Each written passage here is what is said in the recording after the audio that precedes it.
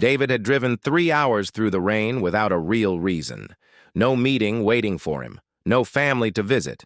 Just a restlessness he couldn't explain, and a road that seemed to pull him toward a town he was certain he'd never seen in his life.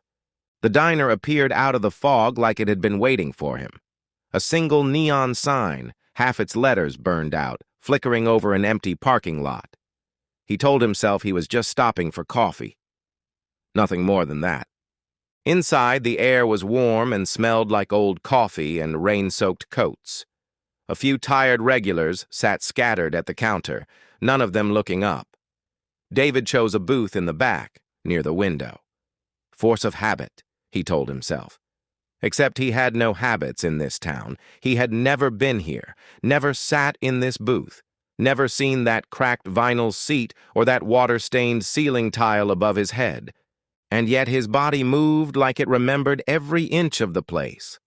A waitress approached, older, gray threading through her auburn hair, a calm and knowing look in her eyes that David couldn't place. She set down a coffee pot without being asked, and before he said a single word to her, she called him by his first name. Asked if he wanted the same as always. He hadn't told her his name. David sat frozen, coffee steam rising between them, and for a moment, he genuinely believed he'd misheard her. He asked her, carefully, how she knew who he was.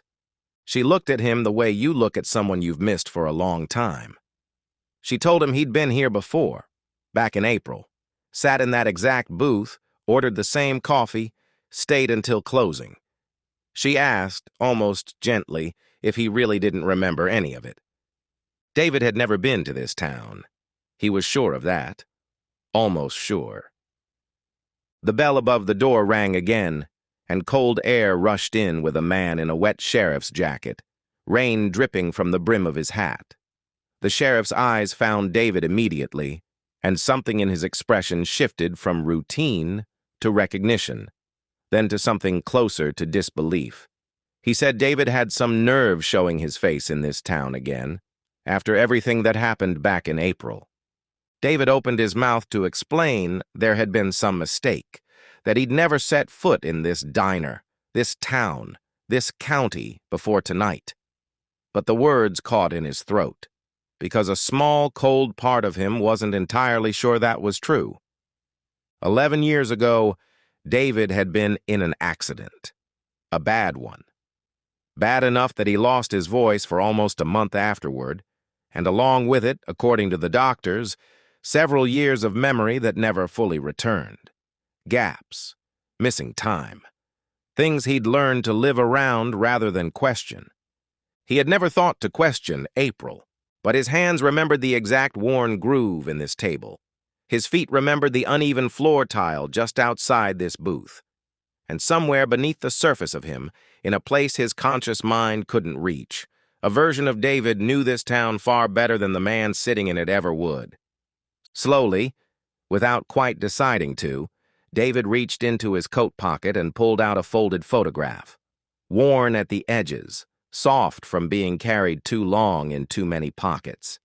He didn't remember placing it there. He didn't remember taking it at all. He set it on the table. The waitress went still. Her hand trembled as she reached for it, and when she looked down at the photograph, her eyes filled with something between grief and recognition, like she was looking at her own sister for the very last time. Nobody in the diner spoke. The rain kept falling outside the fogged window, and the sheriff stood motionless by the door, watching David the way you watch something you're not sure is safe to approach.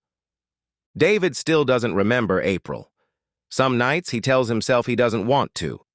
But somewhere in that small town, behind a door he never opened and inside a version of himself he's never met, someone is still waiting to be remembered. And 11 years later, it still isn't finished waiting.